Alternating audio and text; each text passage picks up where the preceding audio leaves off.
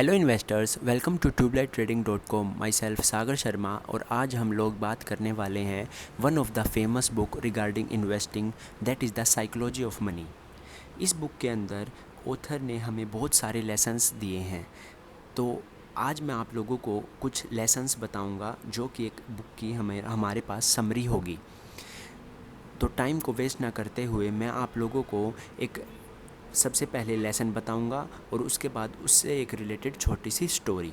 सबसे पहला जो हमारा लेसन है वो है wealth is invisible, real wealth is what you save, note what you show. यहाँ पर अगर हम किसी भी टू पर्सन्स की बात करें जिसमें हमारे पास जो फर्स्ट पर्सन है उसके पास एक महंगी गाड़ी है, एक सुंदर सा दिखने वाला घर है और एक महंगी बाइक है, लेकिन अगर इन्वेस्टिंग की बात करें तो उसने कुछ भी पैसे इन्वेस्ट नहीं कर रखे और उसके पास कोई भी सेविंग नहीं है। लेकिन दूसरी साइड मेरे पास जो सेकंड पर्सन है उसके पास एक सिंपल सा घर है, सिंपल सी गाड़ी है और सिंपल सी बाइक है, लेकिन उसने अपनी सेविंग्स हैं जो सारी इन्वेस्ट कर रखी हैं, जो कि डे टू डे कंपाउंड हो रही हैं। जिसका मतलब क्या है कि आने वाले टाइम में जो हमारा फर्स्ट पर्सन है उसके पास कुछ नहीं होगा और जो सेकंड पर्सन है वो अपनी ड्रीम लाइफ है जो इन्जॉय कर रहा होगा। तो इस लेसन से हमने क्या सीखा कि we should not believe in show off, keep investing. इसके बाद जो हमारे पास सेकंड लेसन है वो है compounding power. Small and consistent growth beats chasing big wins. यहाँ पर जब भी कंपाउंडिंग का नाम आता है, जो हमारे वारेन बफेट सर हैं उनका नाम आता है। वारेन बफेट सर ने अपनी 99% जो वेल्थ है वो 50 इयर्स ऑफ एज के बाद है जो वो मतलब कमा पाए हैं। वो कैसे? कंपाउंड करके। उन्होंने जिस भी बिजनेस में बिलीव किया उसमें उन्होंने कंसिस्टेंट है जो उसको देखते रहे और उसमें इन्वेस्ट करते रहे और वो पैसा कंपाउंड हो होकर है जो एक बड़ी छोटी अमाउंट से बहुत बड़ी एक अमाउंट बन गई। तो इस लेसन से हमने क्या सीखा कि keep investing and believe in compounding. Next lesson जो हमारा है वो है freedom is the real richness. यहाँ पर जब भी हमारे पास हम अपने खुद के टाइम पर हमारा कंट्रोल होता है, वो एक हमारी रियल जो है वैल्यू होती है मनी की। अगर मनी की भी बात किसी से भी अगर हम बड़े बड़े इन्वेस्टर से क्वेश्चन पूछते हैं तो हर किसी का कहना अलग अलग होता है, लेकिन जो मनी का जो रियल रिचनेस है वो क्या है कि वो हमें टाइम के ऊपर कंट्रोल देती है। जिसका मतलब क्या है कि अगर मेरा मन कर रहा है आज काम करने का तो मैं काम करूं, नहीं कर रहा है तो नहीं करूं। खेलने का मन है तो मैं खेल सकूं, मूवी देखने का मन है तो मैं मूवी देख सकूं। तो ये सब कंट्रोल कैसे आएगा? जब मेरे पास एनफ मनी होगी।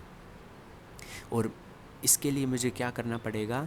इस लेसन से हमें सीखना पड़ेगा क्या कि हमें एक जो इन्वेस्ट है वो करते रहना है, हार्ड वर्क है जो करते रहना है until I will get the real richness. Okay. अब नेक्स्ट लेसन की अगर हम बात करें तो वो है हमारा luck and risk, understanding probability and uncertainty. यहाँ पर अगर मैं बात करूँ, यहाँ पर हम बात करेंगे किसकी? बिल गेट्स सर की, जो कि बिलियनेयर बने। कैसे? क्योंकि उनके जो पेरेंट्स थे उन्होंने उनका एडमिशन जब वो मतलब छोटे थे, जब उनका एडमिशन उसी स्कूल में करवाया जिस स्कूल के अंदर कंप्यूटर था। वहाँ और भी बहुत सारे स्कूल थे लेकिन उनके अंदर कंप्यूटर नहीं था, लेकिन उनके पेरेंट्स ने उसमें करवाया जिसमें कंप्यूटर था। वहीं से जो है बिल गेट्स का है जो कंप्यूटर के अंदर जो इंटरेस्ट था वो बढ़ा, वहाँ उनका एक फ्रेंड बना, उन दोनों का मतलब अच्छी फ्रेंडशिप हुई, उन्होंने एक बिजनेस स्टार्ट किया और वहाँ से लेकर अब आज आप लोगों को बताया कि वो कहाँ खड़े हैं। तो यहाँ बोलने का क्या मतलब है कि लेकिन इस बीच में उनके बीच में कुछ बहुत सारे जो डिफ़िकल्टीज़ आई होंगी, रिस्क भी आई होंगी और उनके लक ने भी काम किया होगा। तो इससे लेसन से हमने क्या सीखा कि हमें कीप वर्किंग हार्ड, हमें मेहनत करते रहना है, तभी है जो हमारा लक और जो है रिस्क वो दोनों साथ देंगे। और इनको बेहतर बनाने के लिए हमें क्या करना होगा? हमें भगवान का नाम लेना होगा और जो हमारा लक एंड रिस्क है वो भी हमारा साथ देने लगेगा। इसके बाद आता है enough. Enough is powerful, the important of contentment. बहुत सारे ऐसे मतलब एग्ज़ाम्पल्स हैं हमारे पास जिनके अंदर हम देख सकते हैं कि उनके पास एनफ मनी थी, लेकिन और पैसे कमाने के चक्कर में उन्होंने जो उनके पास एक एनफ अमाउंट थी वो भी गंवा दी।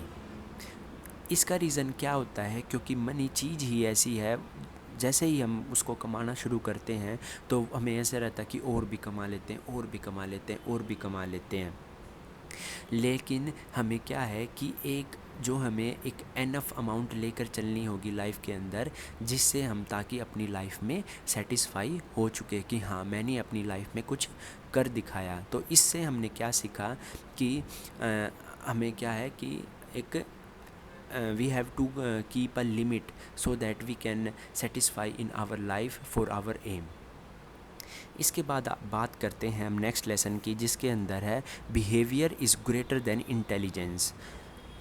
अब इसमें हमें क्या सीखना है कि अगर हम लाइफ में डिसिप्लिन रहेंगे, लाइफ में अगर हमारे एक्शंस अच्छे, हमारे बिहेवियर हैं जो अच्छे होंगे, तभी हम मार्केट के अंदर है जो अच्छा बिहेव या अच्छा रिएक्ट कर पाएंगे।